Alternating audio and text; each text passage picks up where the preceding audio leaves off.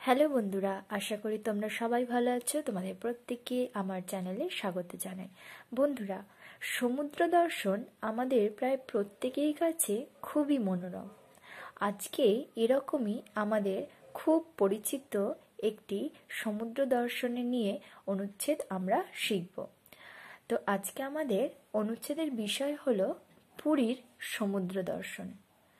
তাহলে এসো বন্ধুরা, আমরা শিখে নিই পুরীর সমুদ্র দর্শন নিয়ে অনুচ্ছেদ রচনাটি। সমুদ্র বিশাল, অনন্ত তার বিস্তার। প্রতি মুহূর্তে উত্তাল তরঙ্গরাশি আছড়ে পড়ে তার বেলাভূমিতে। এসব কথা বইয়ে পড়েছি, কিন্তু চোখে দেখিনি। এবার গ্রীষ্মের ছুটিতে পুরীতে বেড়াতে গিয়ে নিজের চোখে সমুদ্র সম্বন্ধে ধারণা করতে পারলাম। উফ, সেই দেখার বিস্ময় বিহ্বলতা যে কতটা, তা বলে বোঝাতে পারবো না। যেদিকে তাকাই সেদিকেই কেবল জল আর জল। এর শুরু তো এখানে, কিন্তু এর শেষ কোথায় কারোরই জানা নেই। বাবা জবাব দিলেন, ভূগোল দিয়ে বঙ্গোপসাগর মিশেছে ভারত মহাসাগরের সঙ্গে, ভারত মহাসাগর প্রশান্ত মহাসাগরের সঙ্গে, প্রশান্ত মহাসাগর আটলান্টিক মহাসাগরের সঙ্গে। জলরাশির শেষ নেই। রাশি রাশি ঢেউ পাগলের মতো আছড়ে পড়ছে তীরে, ভেঙে যাচ্ছে, তারপর জলরাশি ছড়িয়ে পড়ছে চারিদিকে।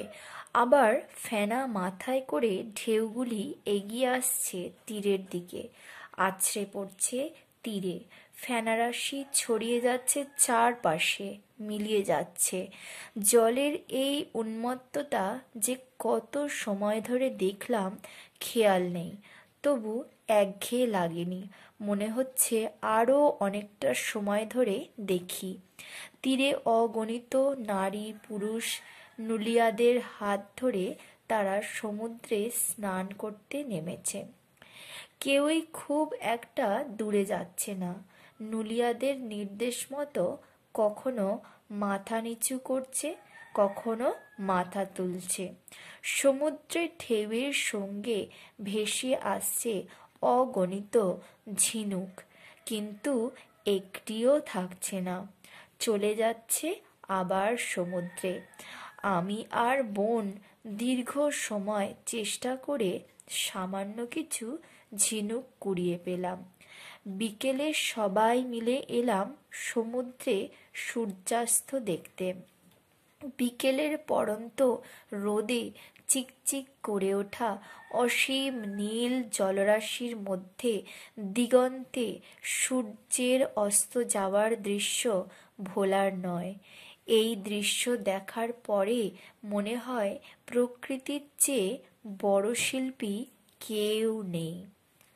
তাহলে বন্ধুরা, আজকে আমরা শিখলাম পুরীর সমুদ্র দর্শন অনুচ্ছেদ রচনা। আশা করি তোমাদের এই ভিডিওটি ভালো লেগেছে। যদি ভালো লেগে থাকে তাহলে একটি লাইক এবং শেয়ার করবে, সাবস্ক্রাইব করবে আমার চ্যানেলটিকেও, সঙ্গে বেল আইকনটিকেও প্রেস করে দিবে, যাতে আমার চ্যানেলের সমস্ত তথ্য তোমরা সরাসরি পেয়ে থাকো। ধন্যবাদ সবাইকে।